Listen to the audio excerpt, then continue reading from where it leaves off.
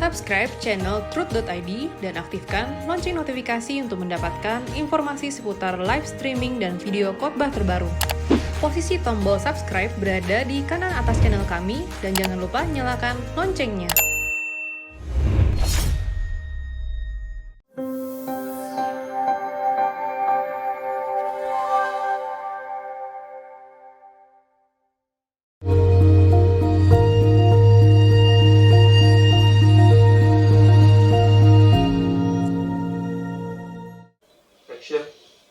Shalom saudara, kita masuk episode 143 dari Anda Bertanya Alkitab Menjawab. Ini pertanyaan dari Jayapura, Papua, 0813 4442 5 dan seterusnya. Salam Pak Era, saya sangat berterima kasih atas pengajaran kebenaran firman Tuhan yang Bapak ajarkan yang telah banyak mengubah hidup saya. Saya sudah tenggelam dengan pengajaran suara kebenaran dari kurang lebih 2 tahun lalu. 2 tahun lebih maksudnya. Sekarang fokus hidup saya adalah LB3, langit baru, bumi baru. Hidup kudus, tak bercacat, tak bercela, dan terus berjuang untuk disempurnakan sesuai rancangan Bapa di surga. Saya ada pertanyaan atau mohon penjelasan tentang perkataan Yesus. Bahwa orang percaya akan melakukan pekerjaan-pekerjaan yang lebih besar. Akan melakukan pekerjaan-pekerjaan yang Yesus lakukan bahkan lebih besar dari yang lakukan. Sekian, terima kasih. Yohanes 14 ayat 12 kalau kita baca lebih lengkap ya. Yohanes 14, 12. Bunyinya begini, saudara. Aku berkata kepadamu, sesungguhnya barang siapa percaya kepadaku, ia akan melakukan juga pekerjaan-pekerjaan yang aku lakukan, bahkan pekerjaan-pekerjaan yang lebih besar daripada itu, sebab aku pergi kepada Bapa. Kita sebagai orang percaya atau hamba-hamba Tuhan itu melakukan pekerjaan yang bisa dikatakan lebih besar dari Yesus. Yesus ada di sekitar Palestina dengan radius sekian ratus kilometer.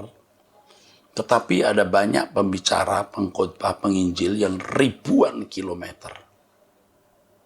Yesus melayani 3,5 tahun, banyak pendeta berkhotbah melayani lebih 35 tahun. Jadi bisa 10 kali lipat atau 20 kali lipat. Yesus mengadakan mujizat, tapi tidak sedikit penginjil yang melakukan mujizat juga. Jumlahnya juga luar biasa banyaknya. Ya, ini maksudnya lebih besar. Ya, tentu akan berdampak. Tetapi semua dimulai dari Juru Selamat kita, Tuhan Yesus Kristus. Itu maksudnya. Ya, oke.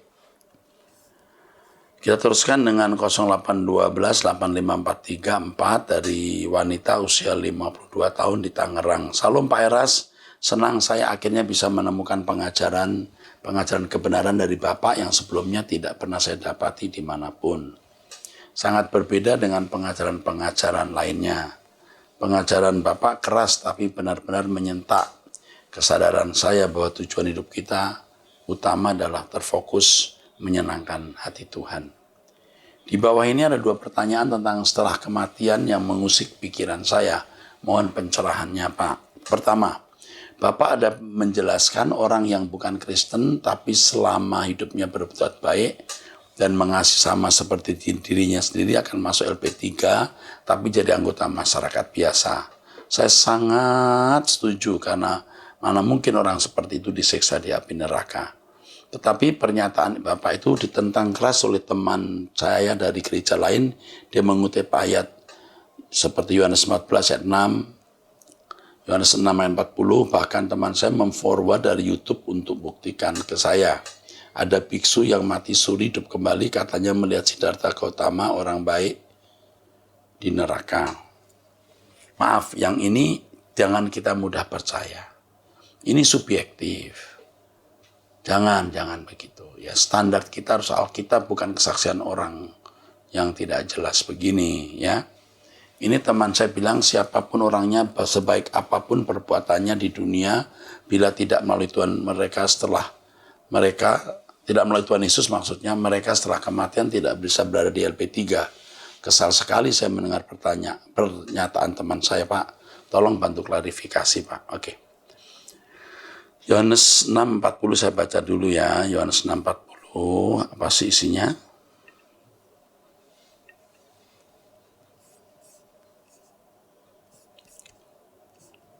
Sebab inilah kehendak Bapakku, yaitu supaya setiap orang yang melihat anak dan yang percaya kepadanya beroleh hidup yang kekal, dan supaya aku membangkitkannya pada akhir zaman. Ia yang melihat anak dan percaya. Kalau nggak melihat gimana? Kalau tidak melihat gimana? Bagaimana dengan umat perjanjian lama? Ayub, Henok, atau 7.000 orang yang tidak ikut menyembah Baal di perjanjian lama? Orang-orang yang taat di perjanjian lama, apakah masuk neraka tanpa Tuhan Yesus? Biasanya orang menjawab itu hak prerogatif Allah. Allah pasti punya tatanan, bukan sekedar yang ini masuk surga. Apa mekanismenya, tatanannya apa? Apa dalil rumusnya? Enggak ada. Yang penting Allah putuskan masuk surga. Enggak mungkin. Yesus mati untuk semua orang. Ya. Jadi untuk orang yang tidak mendengar Injil atau salah mendengar Injil, mereka bisa masuk surga kalau mengasihi sama seperti diri sendiri. Alkitab jelas mengatakan kok, semua orang dihakimi menurut perbuatannya, bukan menurut imannya. Roma pasal 2, 12 sampai 16 mengatakan, orang yang tidak punya Taurat pun dihakimi berdasarkan Taurat yang ditulis dalam hatinya. Makanya di dalam Kitab Wahyu kita menemukan bahwa ada orang-orang dihakimi menurut kitab-kitab yang tertulis atau pada dasar pengertian hukum, dasar pengertian baik dan buruk yang mereka miliki. Itu jelas. Nah, Yohanes 14 ayat 6, tidak seorang pun sampai kepada Bapa kecuali melalui aku. Sampai kepada Bapa itu bukan hanya masuk surga. Sampai kepada Bapa itu persekutuan dengan Allah Bapa, tinggal di rumah Bapa. Tidak semua orang tinggal di rumah Bapa. Nah, ayat ini saya sudah jelaskan di dalam satu penjelasan khusus. Sampai kepada Bapa itu persekutuan dengan Bapa. Bapa tinggal dalam kita, ya. Kita gini, Yesus tinggal dalam Bapa, Bapa tinggal dalam Yesus, dan kita orang percaya tinggal dalam Bapa dan Yesus. Itu sebuah persekutuan yang eksklusif, yang tidak semua orang bisa. Seorang turis dari Perancis datang ke Indonesia bisa masuk mana saja asal punya paspor kan. Tapi jangan masuk istana loh. Istana itu untuk orang khusus, pejabat atau keluarga presiden. Demikian pula langit baru, bumi baru akan dimasuki banyak orang. Mereka yang mengasama seperti diri sendiri. Tetapi kalau rumah Bapanya untuk orang-orang yang telah dikembalikan ke rancangan semula, yang serupa seperti Yesus yang jadi corpus delicti. Dia harus melihat temanmu ini ya, temanmu ini harus melihat seluruh khotbah saya. Dan orang itu seringkali pikirannya dangkal. Memahami Yohanes 14 ayat namanya udah salah. Datang itu dalam bahasa aslinya apa? Dan seterusnya. Ini orang-orang yang berpikir sering pendek, lalu mudah mengatakan orang lain sesat. Nah, kita sekolah sampai begitu lama, melayani Tuhan 40 tahun lebih, sudah banyak belajar. Cuman kita tentu tidak mau jadi sombong gara-gara begitu. Cuman mau menegaskan kepada pecinta suara kebenaran bahwa Anda mendengar dari seorang yang belajar Alkitab, yang belajar bahasa asli dan belajar latar belakang, mengerti kaidah hermeneutik dan eksegesis. Percayalah. Pertanyaan kedua, apakah orang-orang yang di dunia ini hampir seumur hidupnya sangat jahat dan membuat sengsara banyak orang, tapi misal orang jahat itu karena terkena penyakit ganas yang mematikan atau di penghujung usia yang renta lalu mereka ketakutan dan bertobat hanya di waktu singkat sebelum meninggal, bisakah mereka masuk LB3? Tidak ada orang yang bisa baik mendadak atau jahat mendadak. Atau kelihatan dia bertobat tapi tidak. Saya mendengar kisah tentang orang-orang yang mau dihukum mati di penjara. Tinggal beberapa hari, banyak mereka yang stres, teriak-teriak, maki-maki, mengumpat, kepalanya dibentur-benturkan di tembok. Itu tidak bisa jadi baik lagi. Tapi ada yang bertahun-tahun belakangan sebelum dihukum mati, dia sudah jadi orang beragama yang saleh. Jadi tergantung landasan moral orang tersebut. Tapi tidak mungkin orang jadi jahat mendadak atau baik mendadak. Ingat itu. Ya. Kok sepertinya tidak adil ya Pak, kalau mereka bisa masuk LP3, mohon dijelaskan Pak. Oke, ini mungkin menyangkut penjahat di samping salib Tuhan. Penjahat di samping salib Tuhan itu ada penjahat kriminal, juga ada penjahat politis. Kemungkinan penjahat yang satu ini penjahat politis. Orang dia tahu siapa Yesus, dia akan datang dengan kerajaannya. Oh, ini bukan orang bodoh. Beda dengan yang sebelah, penjahat yang jahat. Jadi tidak mungkin orang dengan mudah masuk surga atau dengan mudah masuk neraka. Tidak mungkin orang dengan mudah jahat atau dengan mudah itu jadi baik. Semua harus lewat proses dan perjuangan. Jelas tidak adil kalau orang jahat sepanjang umur hidupnya di ujung maut lalu bertobat. Tidak mungkin. Orang yang jahat sepanjang umur hidupnya tidak bisa bertobat lagi. Sampai titik tidak balik. Point of no return. Sebaliknya, orang yang hidup bersih, kudus, lalu di ujung mautnya jadi jahat lalu masuk neraka juga tidak mungkin. Kalau sepanjang hari hidupnya baik, pasti nanti akhirnya baik. Sulit dia jadi jahat mendadak. Nah, orang yang jahat terus di akhir hidupnya dia bertobat, sulit dia jadi baik. Nah, Tuhan itu adil. Makasih. 0811 45 14 dan seterusnya dari Palu, Sulawesi Tengah. Salam Pak Era, saya sudah lama ikut SK Suara Kebenaran dan di kota saya juga tergabung dalam grup House of Truth. Meskipun jarang datang, tapi saya mengikuti perkembangan dari grup. Gini Pak, saya WL di gereja saya. Saya juga guru sekolah minggu, ketua komsel, dan salah satu ketua departemen di gereja. Saya sudah lama mengabdi di gereja ini, termasuk saya pun tahu banyak pelanggaran-pelanggaran yang pernah dilakukan oleh gembala saya. Saya menganggap beliau bersama istri sudah seperti orang tua saya. Saya juga tahu beliau berulang kali jatuh dalam dosa perzinahan. Yang terakhir kebetulan saya orang pertama yang tahu kejatuhan beliau. Sebagai anak rohani saya sangat sedih karena ini bukan kali pertama, entah yang keberapa, mungkin lebih dari 3 kali. Entah kami salah atau tidak, tapi kami memilih untuk menyelesaikan masalah ini dengan secara internal gereja dan tidak kami laporkan ke sinode. Ini pernah nih pertanyaan ini. Yang terakhir karena sedih bercampur kesal, saya hampir melaporkan hal ini ke ketua sinode gereja kami. Saya sangat bergumul memikirkan ini. Suatu malam saya dengar khotbah Bapak, sempat Bapak singgung mengenai oknum hamba Tuhan yang jatuh dalam dosa, bahwa kita tidak boleh merasa berat menjatuhkan hukuman atas mereka. Ya, tidak berhak. Mendengar ini saya juga jadi sedih, karena saya pun dulu sebelum seperti sekarang pernah berdosa, tapi oleh anugerah Tuhan saya bisa pulih. Kemudian atas kesepakatan bersama pengerja lain dan wakil gembala, kami putuskan untuk tidak melaporkan ini ke sinode, tetapi mengambil tindakan skorsing terhadap gembala kami dan di-off-kan sementara dari pelayanannya. Di-off-kan dari pelayanan gitu. Pertanyaan saya adalah, benarkah tindakan saya bersama pengerja lain ini Pak, ataukah ini sama dengan yang namanya kami kompromi dosa? Karena ini beliau berpotensi untuk tidak kapok, meskipun beliau dengan tangisan menyatakan menyesal dan khilaf atas perbuatan berulang kali. Salahkah saya memilih untuk tetap tinggal di gereja ini Pak? Saya sangat ingin hengkang, tapi saya sedih mengingat anak-anak sekolah minggu, anak komsel, dan pelayanan yang lainnya.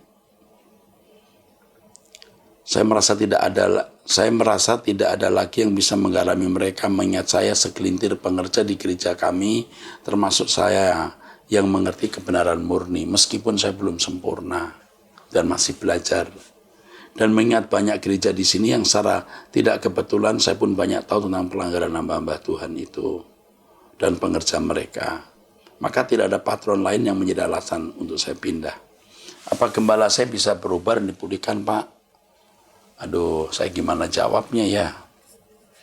Saya tidak tahu dosanya model yang gimana, perzinahannya, kepelacuran atau gimana kan?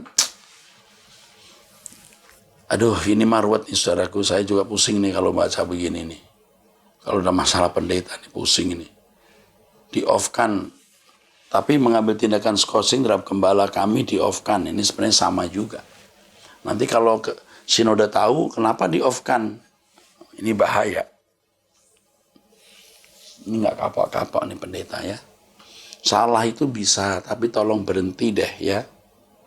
Tapi saya tidak bisa menjawab penuh karena saya harus tahu persoalan secara lengkap. Cuman saya mau beritahu kepada yang bertanya ini, jangan tinggalkan gereja itu dulu. Kayaknya ini Anda harus di situ, ya, menggarami gereja itu, ya. Apa gembala saya bisa dipulihkan? Kalau saya boleh sarankan, suruh dengar khotbah saya di YouTube deh. Nanti dia akan memiliki hati yang takut akan Allah, ya. Tolong, ya, dikasih firman lewat YouTube. Anda jadi berkat di situ, ya. Bicara dari hati ke hati, kalau pendeta itu mau bertobat, jangan di-off-kan. Tetap jadi gembala, tetapi jangan diberi kesempatan khotbah dulu.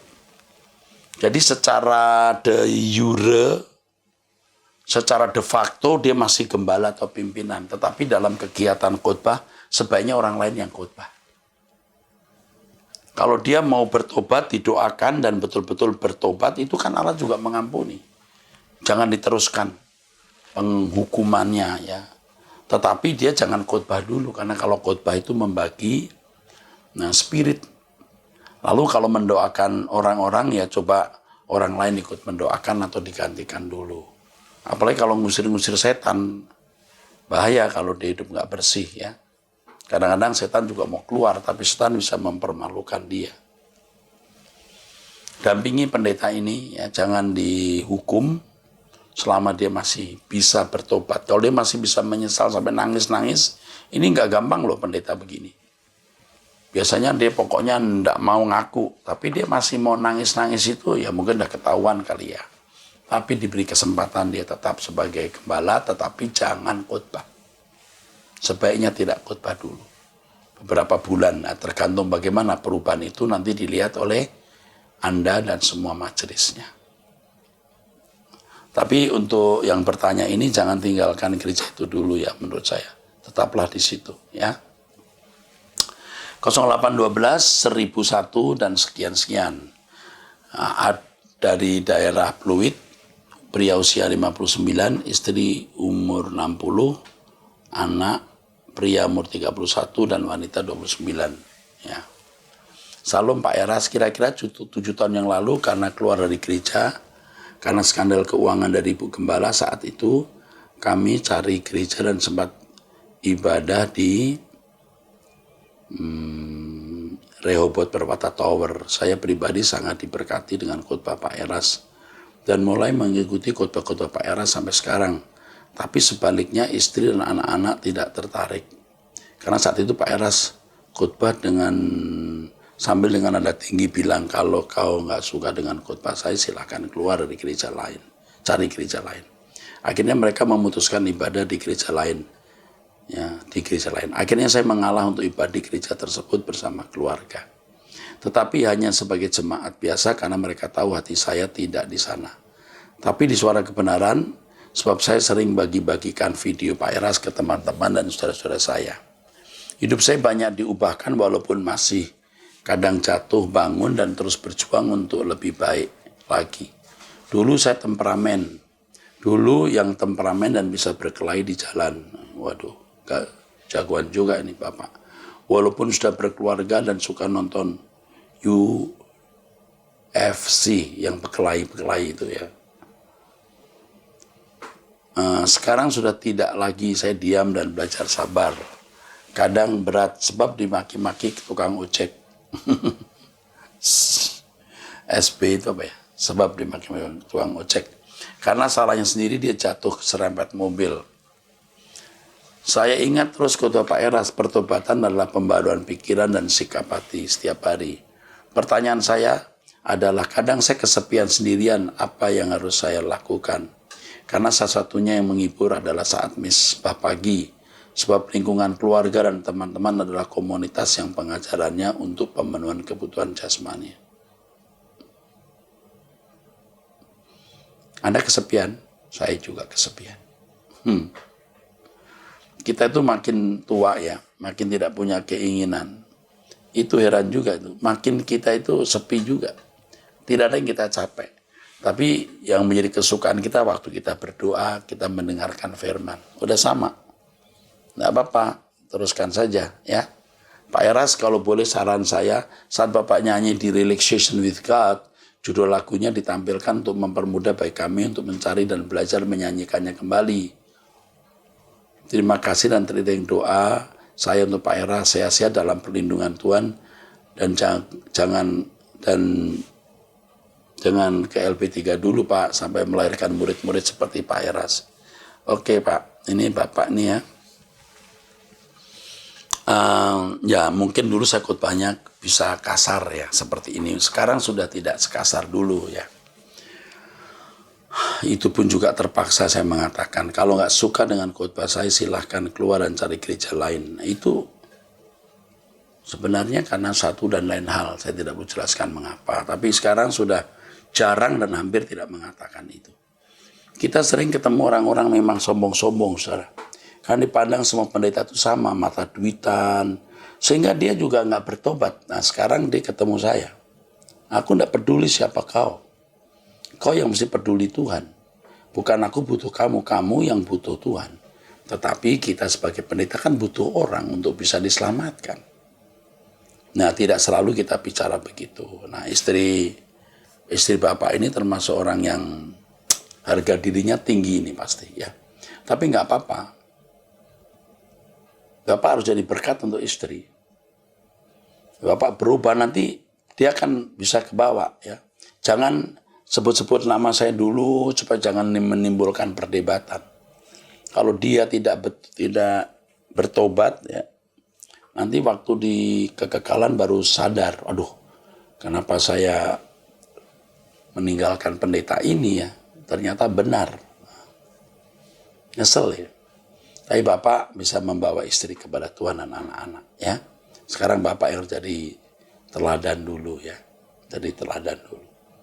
Anda pergi ke gereja yang Anda sebut tadi itu saya tahu. Itu khotbah-khotbahnya seperti motivator. Itu bukan Injil. Motivator biasa. Aduh. Kemakmuran masih. Aduh. Sedih. Anda pasti nggak betah di gereja yang pemberitaan firman seperti motivator itu. Ya kan?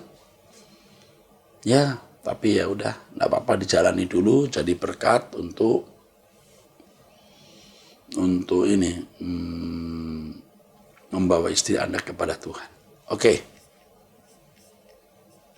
Waduh. Ini panjang sekali, mesti harus dilayani khusus.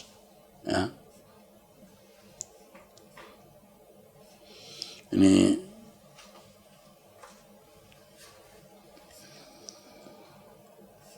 nanti akan ya. Oke, saya teruskan ya. Kasihan ya, hidup ini memang rumitnya. Oke. Saya teruskan 0895 3574 dan seterusnya.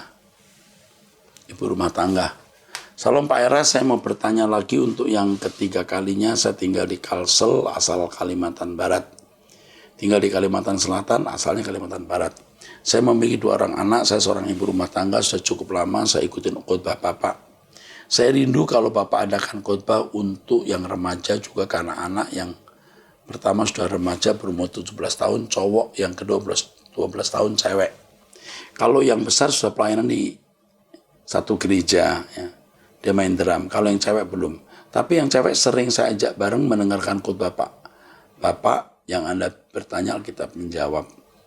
Waktu masih kelas 6 saya pernah menghukum dia karena nggak kumpulin PR sekolahnya. Saya hukum dia nggak boleh main HP dan cuman boleh dengerin khotbah. Dia malah pilih dengerin khotbah Pak Eras yang tentang jodoh karena lucu, dia malah ketawa-ketawa di kamar dan tidak membuat dia marah.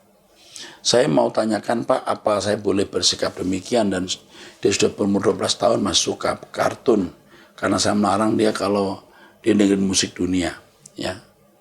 Larang kalau dengerin musik dunia. Dan dia juga bertanya kenapa nggak boleh.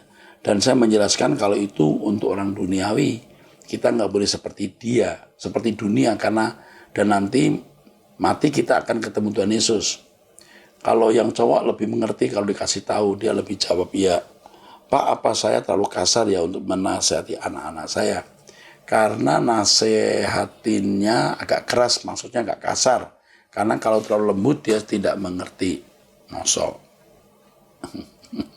Tapi kasarnya nggak mengutuk, cuman penjelasannya. yang agak keras. Maaf ya Pak, panjang banget SMS saya, mohon bimbingan Bapak. Terima kasih Bapak Eras, Yesus bless you.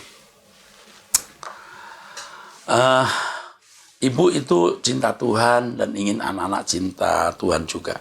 Tapi yang penting begini Bu, ibu harus punya wibawa rohani. Ini bukan kata kasar atau tidak kasar, tapi berwibawa atau tidak yang mampu mengubah mereka. Ya. Ini anak ibu yang perempuan bisa ketawa lucu-lucu dengar khotbah saya ya. Tapi itu belumlah cukup membuat dia menjadi,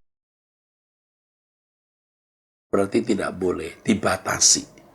Dan saya setuju kalau sampai tidak nonton film dunia itu, setuju sekali. Tapi tidak semua film itu buruk juga Bu, ya. Apalagi film kartun biasanya tidak ada jorok-joroknya, mungkin ada sedikit kekerasan, ya. Nggak apa-apa, jangan terlalu diikat sampai dia malah memberontak.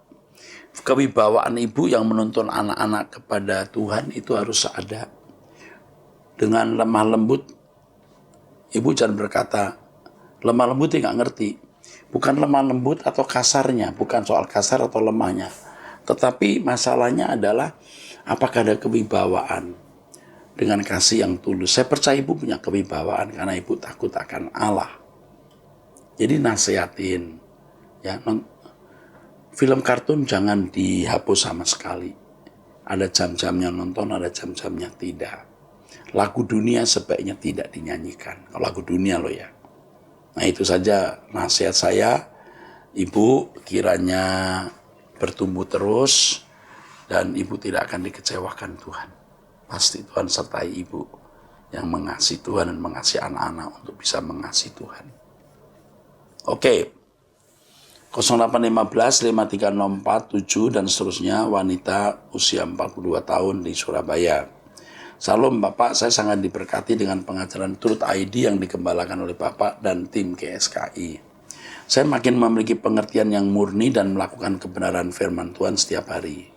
Saya mau usul untuk mendengar suara kebenaran untuk sama-sama meningkatkan YouTube channel Truth ID untuk selalu menekan tombol like setelah mendengarkan pengajaran yang ada di channel ini, supaya makin populer dan jadi saluran kebenaran yang memberkati, karena pengguna YouTube akan melihat notifikasinya kalau banyak yang like dan share.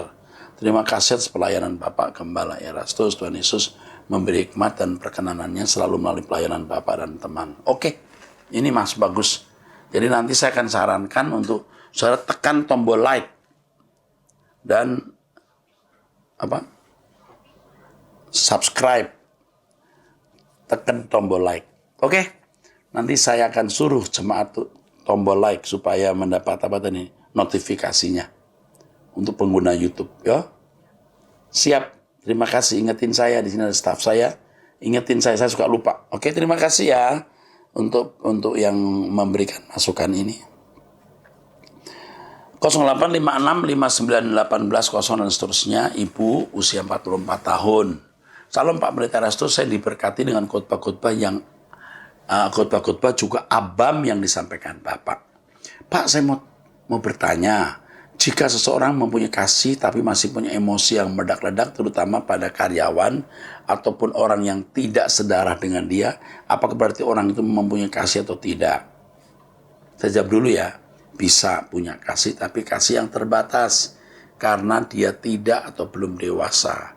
Kasih itu tindakan yang selalu sesuai dengan pikiran dan perasaan Allah. Jadi kalau orang sesuai dengan pikiran perasaan Allah, pasti tidak akan meledak-ledak dan melukai orang. Ya.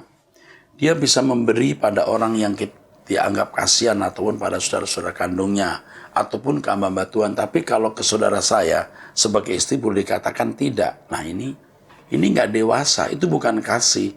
Bahkan biasanya orang-orang seperti ini memberi dengan motivasi kepada teman sendiri, saudara sendiri. Itu namanya diskriminasi. Saya menikah dengan suami itu sama-sama dari kegagalan. Saat ini saya yang tinggal di rumah juga sudah dihibahkan oleh suami saya kepada anak-anaknya. Jadi kalau suami saya dipanggil Tuhan, saya nggak punya apa-apa dan nggak tahu harus tinggal di mana. Saya suka berpikir, kok dia nggak pernah berpikir kalau dia dipanggil Tuhan bagaimana nasib saya. Tapi saya hanya minta terus Tuhan untuk menguatkan saya dalam setiap doa saya. Maaf Pak, saya bingung dengan orang yang seperti itu. Kadang saya suka anggap dia hanya mencari muka saja. Ya, orang ini biasanya hanya cari muka saja. Benar. Dan itu lebih menyakitkan, lebih baik dia tidak memberi semua orang daripada memberi sebagian dan tidak kepada orang lain. Menurut Pak Pendeta Erastus, bagaimana suami saya itu? Ini saya udah ngomong nih. Dan saya harus bersikap dengan bagaimana mohon pencerahan dari Bapak. Ibu diam saja. Ibu diam akan dibela Tuhan. Jangan takut mau tinggal di mana nanti. Tuhan akan membela ibu. Ibu ikut terus turut ID. Ikuti nasihat saya. Hidup suci pulang ke surga. Dan kita bertanggung jawab dengan apa yang harus kita penuhi di bumi ini. Mohon jawabannya Pak. Terima kasih Pak Pendeta Erastus. Dan selalu memberikan kesehatan kepada Bapak, keluarga. Terus membawa jemaat kepada Tuhan. Aduh, Ibu kasihan Ibu ini.